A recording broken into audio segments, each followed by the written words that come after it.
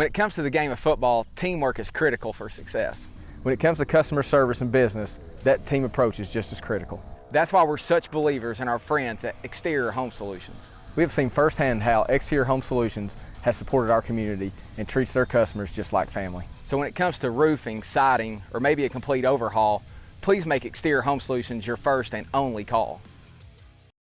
Good Tuesday, everybody, and welcome into it, the Volquest podcast, brought to you by Exterior Home Solutions. A free estimate, go ahead and give them a call today at 524-5888. That's 865-524-5888. That's Exterior Home Solutions. Big thanks to our friends over there for making this possible. I'm Eric Kane, Austin Price, Rob Lewis, and Brent Hubbs.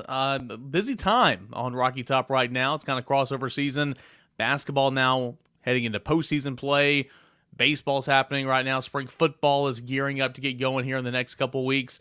But let's start off with basketball, Rob. And it was a game where Tennessee played overall pretty well, but kind of gave it away there towards the end. 0 for 7 from the last shots from the field. Didn't score for about 6 minutes. Auburn kind of squeaked one out there on the Plains. And now, because of that, because of some other things that happened, Tennessee is a 5th seed entering the SEC tournament. Yeah, just a really disappointing close, to the season for Tennessee. The obvious issue is Zakai's injury. How that's going to impact their postseason prospects going forward. With a little more than a 1-game sample size. I think everybody thought it was going to have a huge impact. I think that's going to be the case. I mean, that's not to say that Tennessee, can't win a game or two or make a run. I mean, they're still pretty competent. They're still excellent defensively, but man, like I said, it felt like that was going to be a big loss the moment it happened. It looked like it was a big loss at Auburn. Did you see the way overall kind of Tennessee really, I guess, was really hurting without Zakai? I mean, was there anything glaring? Was it right there at the end where it was glaring the most? Because, they were playing pretty well throughout the game. I thought the most glaring thing to me was Wendell Green. I mean, he killed Tennessee all day long. He scored 22 points. I think he was 7 of 11 for the field. And when they played in Knoxville, he was 2 of 11 for the field. And that, that's not all Zakai, but Zakai's the tip of the spear on defense. He's the guy bringing the ball pressure 95% of the time, except for maybe the 2 minutes a half that he sits. So I thought defensively it showed up far more. And that's just simply when you look at Wendell Green's box score. And again, I know Zakai they would have switched off and all that, but I feel pretty strong that Wendell wouldn't have cut Tennessee up like he did the other day. Offensively, I mean, Tennessee scored 70 points. That's going to be enough for this team to win a lot of nights. But man, it still looked hard. I mean, I was kind of surprised they got to 70. And you mentioned they didn't hit a shot in the last 6 minutes of the game, and I thought Santiago worked really hard. I mean, he got 21 points. He shot it a good percentage, but man, it did not come easy. In a lot of ways, Rob, I don't think you can sugarcoat the loss of Zakai Ziegler, but to put a positive spin, if you can put a positive spin on it, I think them having to play on Thursday is a good thing because they're still trying to figure out who the heck they are without Z. So you get an extra game under your belt to kind of figure out who you are. Missouri and Tennessee were going to more than likely play each other anyway, right? It's just Tennessee's having to play the extra game instead of Missouri now. But again, I don't think it's necessarily a bad thing. I don't think Tennessee's making some deep run to win the SEC tournament. Maybe they will, but I don't think they will. But I do think this gives them an extra opportunity to kind of, just kind of fill their way through this without Zakai Ziegler. Yeah, and it gives them an opportunity on Thursday to play either South Carolina, who they beat by 1 million points in 2 games this year, or Ole Miss, who has fired their coach. And it doesn't look like they're just playing out the string, but still that those should be 2 pretty, I would say, low stakes games for Tennessee, where you could, like AP is talking about, sort of see where you are without the kind, what works, what combinations work, what combinations don't work. But you're right about playing Missouri. That was probably going to happen on Friday anyway. Now Tennessee just is going to have been lathered up a little bit on Thursday beforehand. Are you surprised? Sorry to interrupt you, Hubs. No, you're good. Go ahead. Are you surprised that B.J. Edwards has not played 1 minute? I mean, he was getting a little bit of run when they got in foul trouble the last couple of weeks. And, I mean, I'm not saying I expected him to play a ton, but to play 0, I mean, that's shocking to me. It is. I mean, and I'll say this in the front. I don't think B.J. would have made a difference at Auburn. I don't, but I'm surprised that, like, I mean, since Zakai has went down, BJ's not seen the court when, he was getting, a rotation here and there for the last, 3 or 4 games. So yeah, that has been surprising to me. But again, I don't think he would have been an answer or a difference maker. But when you just lost your starting point guard and you've got a freshman who, you have been given some minutes to here and there, yeah, it was a real surprise at Auburn. Rob, biggest concern for you, the inability to stop straight line drives from quality guards.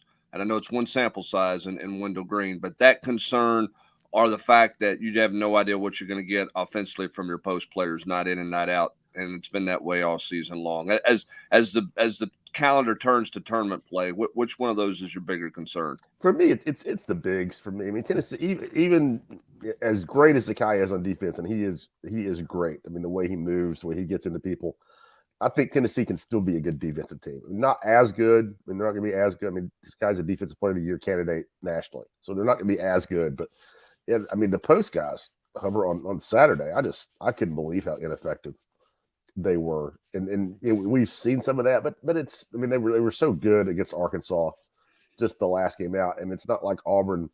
I mean, Auburn has good size, but it's not like they have dominant size, or certainly not anything like Tennessee hasn't seen against Alabama, or Kentucky or some others, and just for them to come up with 4 points from the quartet of Olivier, Urosh, Jonas, and Tobey in the second half, 4 points among all those 4 guys. That was a big red flag for me.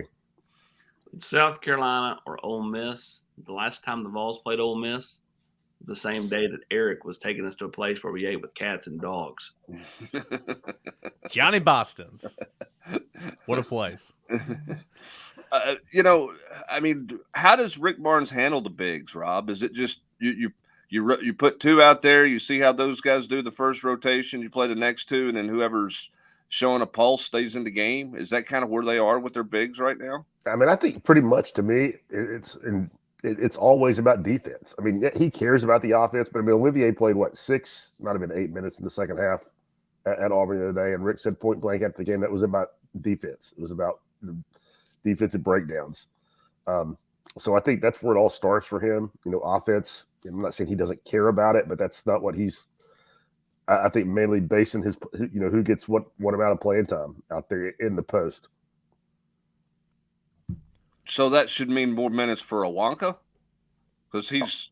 I mean, I guess I would say it just means more minutes for whoever's locked in, but he's making his playing time decisions on defensive, lack of defensive execution, lack of defensive breakdowns, and that he was pretty clear about. That's why Olivier, didn't get any run at Auburn. And for Olivier, and I don't mean to pick on him, because he's up and down, he's inconsistent, we know that. But a game like that was Zakai Ziegler out. Everybody knows they're going to have to bring a little something extra. Olivier doesn't take a shot, doesn't grab a rebound in the second half of a road game in the last game of the regular season when you're fighting, for a 4th place seed. That ain't getting it done. Rob, last thing for me here on basketball as we enter, the SEC tournament later this week.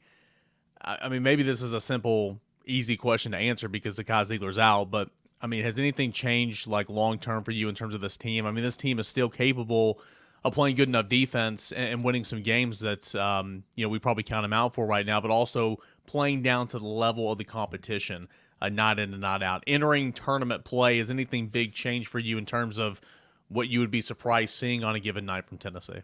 I mean, I think their ceiling has gone, has been lowered tremendously without Zakai. I mean, I wouldn't have bet on them to make the Final Four, but it was in play if things go right for you in 4 games, and they can make the second weekend, but now it totally depends on your draw in that second game. To me, if they catch somebody that pulled off an upset in round 1, or just somebody that's a really good matchup for them, that's in that 5 to 6 seeding range, then I could see Tennessee, pulling it off and making it to the second weekend. But to me, you just have to be realistic, and losing a guy like Zakai in the next to last game of the regular season, that puts a damper on March. Is Tennessee playing for seeding this weekend, or you think they're pretty locked in? Hubbard, I don't know the answer to that question because of what we saw last year more than anything. I mean, Tennessee, to me, clearly, maybe they got help by beating Kentucky on Saturday a little bit in Tampa, but they certainly didn't get a big boost from winning the SEC. So, I don't. If you beat South Carolina and Missouri and lose to Alabama, does that? I mean, if they beat Bama on Saturday, I could see them, getting bumped up a notch. But if they just win that first one and end up splitting with Missouri, I doubt it really impacts them a lot. I just wonder, how the Zakat thing is going to be viewed by the committee, because I think they're justified to take it into account for certain. I mean, if you look at what Tennessee's been without him, or what it's a small sample size, but also don't think it's out of control to take that into account and think that Tennessee deserves to get knocked down a seed or two. We'll see. That's a good point, because if Tennessee, now it didn't matter because Tennessee lost to South Carolina, Brent, but on that point, if Tennessee were to have beaten South Carolina and beaten Vanderbilt and been really very much in the playoff hunt with only one loss but no Hendon Hooker, that's something the committee as well would look at, I feel like, and that's almost a similar situation to Sakai. Yeah, the difference is you're talking about, Austin, you're talking about 4 teams versus 64 teams. Yeah. So, I mean, I think that weighs heavier when you're talking about a 4-team playoff in football, and is a much more highly contested debate than it is in this situation here. But because Tennessee was not battling for a number 1 seed, it's probably a popular debate if Tennessee and basketball were thought to be a number 1 seed, and then they lost to Kai Ziegler. But sitting where they are right now, you're talking about going from a 3 to a 4, maybe something like that. It's a little bit different, but the committee's already shown in years past that they weigh injuries into account, and that's something. I mean, going all the way back to Kenyon Martin when he was at Cincinnati, it was the first one I can remember. But there have been others throughout the years that late injury affects somebody's seeding, and I think that's why you're curious to see if Tennessee's playing for a seed or they not playing for seeding this weekend. Well, Tennessee will begin play in the SEC tournaments on Thursday. It'll be the second game on Thursday. The winner of Ole Miss and South Carolina, who play in the first 4 on Wednesday. And so we see that. We transition now away from the hardwood to Indianapolis. And Austin, I wanted to get your thoughts on Tennessee's performance at the NFL Combine. Me and Brent talked about it the other night on the Rocky Top Rewind. But you had 7 Vols compete. Of course, Hendon Hooker couldn't really do an awful lot. But guys like Darnell Wright and Byron Young did really well. I think Cedric Tillman had a good day. Jalen Hyatt was overall pretty solid. What was your thoughts on Tennessee's performance at the NFL Combine? I thought they did really well. Byron Young obviously made himself some money. His performance was really, really good. Darnell Wright, same thing. Again, I'm under the belief that Jalen Hyatt didn't hurt himself at all. Now, could he have run faster? Sure, but it's not like he ran some silly slow time, right? Like, he just ran really solid. But he jumped and broad jumped and vertically jumped extremely well. I feel like Tennessee did a lot of good at the Combine with the guys that were there. I'm excited to kind of see where Darnell Wright goes in this thing. I think he's going to continue to go rocketing up into round 1. And, then it just boils down to, fit. Like, does a team need somebody like Jalen Hyatt? Do they need somebody like Byron Young? Remember, Darrell Taylor went all the way into round 1, which was a surprise. And it was round 2, sorry. Round 2. It was early, though. It's like pick like 43. For him. It was early for him. And that's because it fit. They fell in love with him. All it takes is one team. It takes one team to fall in love with you and need you at that position, and all of a sudden you go flying way up. So, is that going to happen with Byron Young? Is that going to happen with Jalen Hyatt or Cedric Tillman? Or, and it's for Darnell Wright. Does he go higher than maybe a lot of people thought into round 1? Because of his performance and how he stacked up, and who all needs tackles. And so, I think Tennessee did themselves a lot of good, or the Tennessee players did, and I ultimately think that this is a draft where they can get a little bit of buzz, and it continues to help them in recruiting. Tennessee has become the cool school, and that's because they score points, they're fun to watch, and they've had success. And so if they can now parlay that into success on draft day, to me, that's the kind of the cherry on top for Josh Heupel and his coaching staff. Yeah, I mean, Rob, at some point, somebody's going to talk about player development in Tennessee's program. when you talk about this draft. And I think that's the biggest recruiting win for Tennessee is when the talking heads on draft day are talking about guys and their development under this coaching staff at Tennessee is where they're going to win big. But particularly with a guy like Darnell Wright, Byron Young, even though maybe Tennessee, this staff didn't sign them, where they're at now compared to where they were 2 years ago is just night and day different. And I think that's where Tennessee gets the biggest lift as a program. Yeah, I agree, and it's irrefutable. I mean, you had guys who weren't, I know they were younger, but I mean, Jalen Hyatt wasn't a starter. Byron Young was just as raw as could be. He had a great story, and the athleticism was obvious, but that's not an automatic that you're going to take that athleticism and get to where he got from a production standpoint. So he's a great story. Jalen's a great story. Cedric Tillman. I mean, there's so many good stories there. I mean, Darnell was obviously somebody everybody knew about, but it's not like he set the college football world on fire in his first 2 years of playing, even though he played a lot of football. So Hummer, I think you hit it. I mean, it's definitely something that Josh Heupel and his staff and the recruiting office should be able to make some hay out of. And I'll still say I think one of the biggest feather in Darnell's cap is the fact he's just 21 and doesn't turn 22 until he'll be in camp with an NFL team in August. And and it's played 4 full years. So I'm with you, Rob. I think some of these people are like, well, those were Jeremy Pruitt's guys, and you still hear that a few times. Yeah, well, what the guys that Jeremy got drafted? Those were Butch Jones guys. That's going to happen no matter when you fire a coach. If the next coach is competent at all and somebody gets drafted, that's kind of part of the process, right? I mean, sure, you got to coach who you've got, and Rob's right. I mean, Darnell was okay the first couple of years, but he really took off under Glenn Ellery because, as Hubs has talked about a million times, Darnell isn't easy to trust, and he learned to trust Glenn Ellery, and there you see the byproduct of it. Yeah, I mean, it's to say that these guys. I mean, it's not a knock on the previous staff to say that a freshman or sophomore year hadn't developed as far as it had. It's more of a credit to this current staff for taking the players they inherited and turning them into the productive guys that they have. They didn't cast anybody off, and guys got better under them. So I think the current guys deserve credit. That's not a slap on the previous guys, but you got to give the current guys credit for what they did to develop all of those guys. I still say this, and I'm not playing conspiracy theory, but I've seen the picture out there of Darnell Washington and the other tight end. Yeah, you've seen that where Darnell was supposedly shorter in the measurements than the other tight end, which is not even close in those pictures. And listen, I'm elated for Byron Young's time, but do we really think Byron Young runs 2/100ths of a second slower than Jalen Hyatt in a 40-yard dash? I mean, we're going to put those guys out and race them. I'll take Jalen Hyatt in a race in the 40 between those two. And I'm not knocking Byron Young. I'm just saying all the receiver times were really slow compared to what a lot of people were projecting. And now you got some guys' measurements that picture-wise it looks like one's clearly taller than the other. Sounds like he's knocking him a little bit, AP. As he should, because that's valid. Have you seen the picture? It's like 1.5 inches to 2 inches. Hey, it's just kind of bizarre. I mean, but again, here's what I think we're learning more and more, and you're seeing this. You saw this on a bunch of stories written on Monday and even some stuff on Sunday night.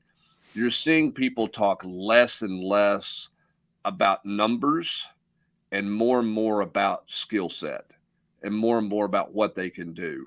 Like remember years ago, everybody talked about the bench press numbers, right? I mean, how much could a guy bench? And the bench press numbers for an offensive lineman were such a big deal.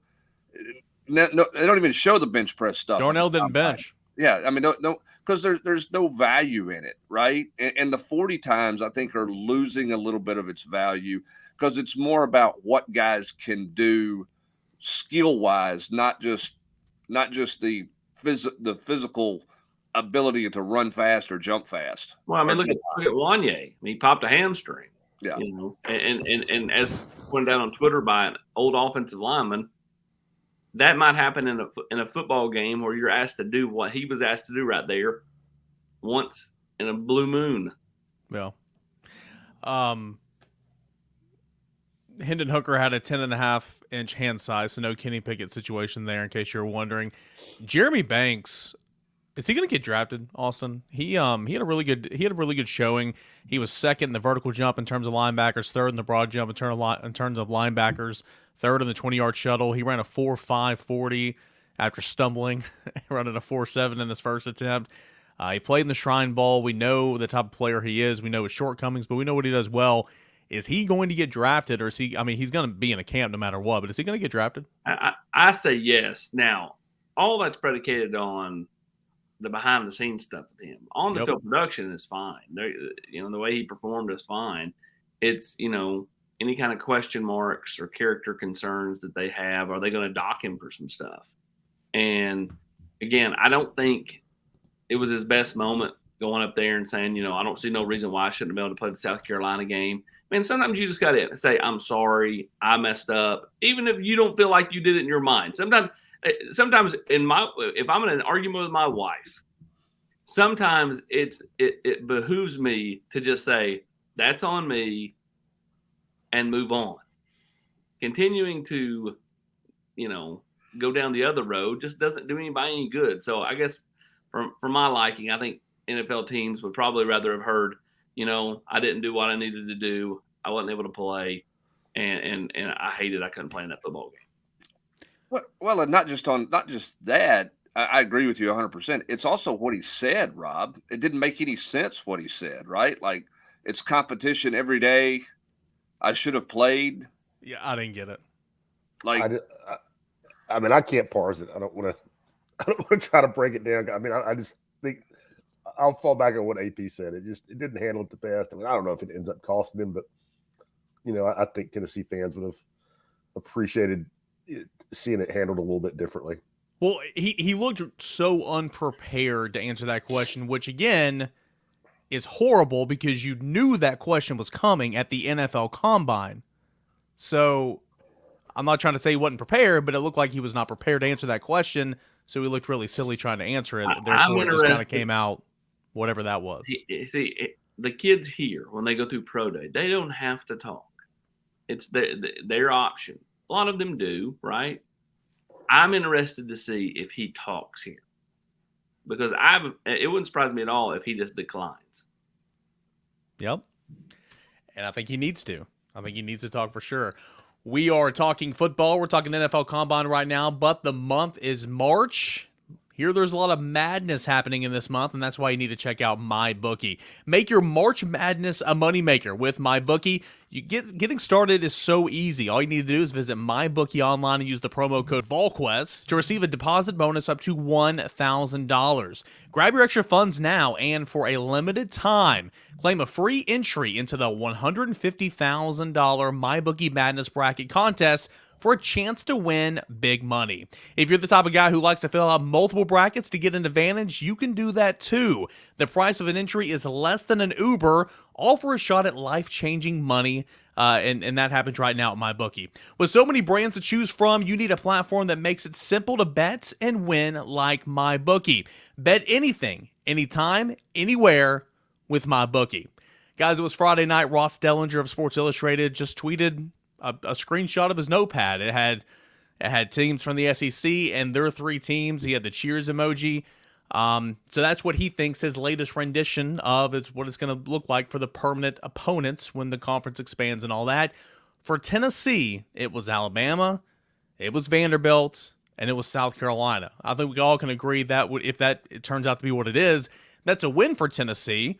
I made the comment that there's nothing sexy whatsoever about South Carolina. I think that's awful, but it is still a win for Tennessee, Brent. Well, yeah, I mean, look, Tennessee's going to get Alabama. They're going to get Vanderbilt. And the question becomes, who's the third team? I think Kentucky makes more sense. That's where I would go. We'll see if that's what ends up happening or doesn't end up happening. The criteria is supposedly based on, what Nick Saban's saying, a 10-year study and a 10-year look at things, which I think you have to do if you're the SEC. You can't base it on the last 2 years or the last 3 years or whatever. You got to look big picture. But again, I think you got a rivalry game with Kentucky that you're trying to preserve a bunch of other rivalries. I don't know why I don't see the big deal in having Kentucky instead of South Carolina. I don't see that when you look at South Carolina, Tennessee, you say, well, that's a better that equates the competitiveness across the board better or anything like that. I'm not trying to knock South Carolina, but I think Kentucky and South Carolina are pretty interchangeable. And so to me, I would put Kentucky in there for as Tennessee's third opponent. I agree, and based off of what he had, the easy switch is to give South Carolina to Georgia. Those two have been more natural rivals, and Kentucky to Tennessee. Now, if you're basing off a 10-year pattern, though, Hubbard, is it kind of looking at like, okay, like for Alabama, LSU is a tough opponent. Last 10 years, Tennessee, they're 9-1. That's their easy opponent. And not just looking at it as Tennessee gets a little bit better here. Much like for Tennessee, Alabama's the tough opponent, Vanderbilt's the weak opponent, and South Carolina's a mid-level opponent because the last 10 years it's been more middle than the Kentucky series, which even though Kentucky's won a few times, it's still been really lopsided. I don't know. I mean, that's kind of how I'm looking at it. Are they looking at it that way? Is it kind of like hard, medium, easy? And we want to try to give everybody a hard, medium, and an easy. I don't know. Yeah, I mean, I know there's a million different ways to do it, but just in like you're talking about right there, just flipping Kentucky and South Carolina for Tennessee, the negative for that, I mean, from the SEC standpoint, would be that we give South Carolina, Tennessee, Georgia, and Florida, which is probably biting off a little more than they want to chew. I mean, I realize you can fix it, tweaking 7 more things down the road, but as far as just that easy switch from flipping Kentucky and South Carolina for Tennessee, that would go badly for South Carolina. I mean, look at Alabama too. Alabama would have Auburn, Tennessee, and LSU. Who's the hard, medium, and soft in that? Yeah, in that nobody, one, right? Nobody cares Based about off 10 years. Tennessee would be easy for Alabama. Okay. I'm just saying if you're Auburn would be medium. Basing off 10 years, going off that notion. Yeah, I just look at. I mean, again, if you're going to preserve rivalries, okay, I mean, Tennessee and Kentucky have played every year since 1944. I mean, all the rest of them in the league that are long-standing rivalries preserve their game, right? I mean, you got Auburn and Georgia playing. That's the Deep South's oldest rivalry. You got the world's largest cocktail outdoor sunbathing bash, whatever that thing's called now, between Georgia and Florida. You got the third Saturday in October. You got the Egg Bowl. Like, I don't know. I mean, I know they don't play for the beer barrel anymore, but I mean, that's been a long-standing rivalry in the league. If you're going to preserve the rivalries, I would say preserve that. The other thing, too, is you're playing them in basketball. It gives you a year-long rivalry, because you're going to, there's a rivalry there in hoops, and you're going to keep playing them in hoops as a natural rival. To me, that's the one that makes more sense. But to your point, Austin, and Rob, to your point, when you're trying to equate, and we've talked about this for weeks, somebody wasn't going to be happy. I don't think any of us thought Nick Saban would be the first one to go public with his displeasure with it all. But there's not going to be some people happy. I don't think Tennessee is going to come out and say anything publicly because I think they're good either way. But I just look at the Kentucky series and, I don't know. They just played those two just because they've been in the league longer. They played just a lot longer. There's a lot more history, sex appeal, if you will, between those two teams playing than there is Tennessee, South Carolina. That one doesn't bother me. I mean, because all these other rivalries you mentioned, Hubbard, are either in-state, bloodbaths like Ole Miss, Mississippi State, or they've been competitive, but with like SEC teams that have won SEC titles, Auburn and Georgia, Georgia and Florida, Alabama, LSU. Kentucky's never won anything in football. I mean, they've beaten Tennessee a couple times here in, the worst era of Tennessee football in the modern SEC. But I mean, it's what Tennessee win 31 in a row. A lot.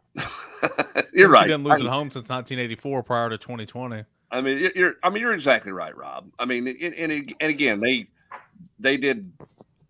Both those schools haven't done anything to enhance the rivalry because they took the nostalgia out of it with the beer barrel and didn't bring it back, and it has kind of become another game. And I think in the eyes of some people, for an old person like me, it pales in comparison to losing Auburn in the first realignment. mean, to me, I mean, they played Auburn and Kentucky again. Eric, this happened. You can look it up, Eric. There's probably an SEC special about it. This happened in 1991. But I mean, that Tennessee Auburn game was huge every year. Growing up as a kid, and to me, I don't think losing Kentucky's on that level. Yeah, I mean, and again, I think if you're Tennessee and you're Tennessee fans, you're happy either way. Whether it's Kentucky or South Carolina, you're happy either way. Yeah. One, because you like the draw. Two, you can get in your car and drive to any of those games every year or every other year whenever you're playing on the road. They're all drives. It's not like Florida drawing Oklahoma, if that's what ends up happening. You don't have to go to Missouri every other year, which is a win. You only got to go there once every 4 years. From a travel standpoint. We still got to figure out how we're getting there, Austin, this year. So, I think when you look at that, that's the win for Tennessee. And that's why Danny White and Tennessee are going to be like, yeah, we're good with either one of those. Doesn't bother us either way. And I get that. I mean, if I were in their shoes, I would be the same way. And I don't have a problem if you go to South Carolina. That's an easy game to get to, and it's not a bad place to play a football game. And hey, it gets you out of the Kentucky wind in November. So at night, right, AP? Exactly right. And the Ferris wheel's right there too. Yes, you got the Ferris wheel at the grounds. Bojangles. Yes, get the Bojangles there. That Bojangles is still there across the street. I've never seen more football players run for food after a game back in the 90s than they did, because there was no Bojangles around Knoxville. And the sprint for football players to Bojangles before they got on the bus to go to the airport was pretty phenomenal. Now, Tennessee now takes 7 ovens and heat units and serves them a full course meal, pregame, halftime, postgame. So there's no need to that. But guys would literally run across the street, to go get their Bojangles to get on the bus and head back before nutrition became what nutrition is now. Hey, last thing I want to do to finish off this Tuesday podcast, AP, there was a junior day last weekend, third of the semester, first here of March, kind of setting the table. First thing since the dead period's been lifted, and of course it's going to be a busy month with a lot of visitors on campus as Tennessee begins spring practice. Kind of what was the big the highlights of Saturday's junior day, and what should we be in store for this month of March? Well, I talked about this on the Rocky Top Rewind. To me, the top 2 names for the 24 class that were here are Bodie Cahoon, linebacker out of the state of Virginia, Peyton Lewis, running back out of the state of Virginia. There were a bunch of 25s and 26s here. Donovan Johnson, the good-looking kid. You can go right down the list. But I think for the 24 class, specifically, it's the 2 kids from Virginia. And I think Tennessee did really well with both. Tennessee will begin spring practice here in a couple of weeks. And, much like last year, much like fall camp, I mean, there's going to be guys that are sitting there watching at practices going on, coming in, sitting in meetings, watching how position coaches coach that position and all that. Who are some of the guys that have already let it be known that they will be back to see a spring practice at some point in the month of March? Well, speaking of Cahoon, he'll be here April 11th for practice. Tennessee will have Jake Merklinger on, who's to me their top quarterback on the board. He'll be here later in March. Amari Jefferson will be here in March. Boot Carter will be back up. Edwin Spillman will be coming back to town. And, so I mean, like Edwin, it feels like that one's going to, I thought it was going to happen in March or April, but I think it's going to drag into June. I think this kid's going to take two officials. I think he's going to take one to Tennessee and he's going to take one to Ohio State. But, getting him back over here will be big. And then you want to get Sammy Brown to campus. You want to get Kamarion Franklin in for a spring practice if you can. You want to get Cameron Fountain from the Atlanta area up here. So a bunch of those kids should be here in the month of March and April. Yeah, I think you got to get Ronan O'Connell on campus too, AP, because I think he's going to take some trips up to some Big Ten schools. So I think you need to get him on campus for spring practice as well, as another in-state guy. March is huge. March and April have just become huge months to get these guys in to see things and kind of set the stage for official visits and set the stage for trying to close some deals in June. So, I think you'll see more quality guys on campus for Tennessee in March and April this year than in previous years. I think now we're going to start to see the benefits of Tennessee's season, of 11-2. I think you're going to really start to see that come into vogue with the quality of guys who are going to be here over the course of the next 6 weeks. Recruiting never stops. You can find it all at Volquest.com. Guys, we're over there for the Junior Day. Already a couple articles out there. There will continue to be some articles throughout the week from Matt Austin over at Volquest.com. All right, guys, appreciate you guys for tuning in, hanging out with us here on the Tuesday Volquest podcast. And it couldn't be made possible without our guys over at Exterior Home Solutions. Do fantastic work, siding, roofs, whatever you guys need. It is about to get into storm season, so whatever you need to do to kind of upgrade your home, Exterior Home Solutions can do it for you. For a free estimate, give them a call today over at 865-524-5888. That is 865-524-5888. Or check them out online, exteriorhomesolutions.com. For Austin Price, Rob Lewis, Brent Hubbs, I'm Eric Kane. We'll be back on Thursday for the Volquest Mailbag Podcast. Until then, enjoy the rest of your Tuesday, everybody.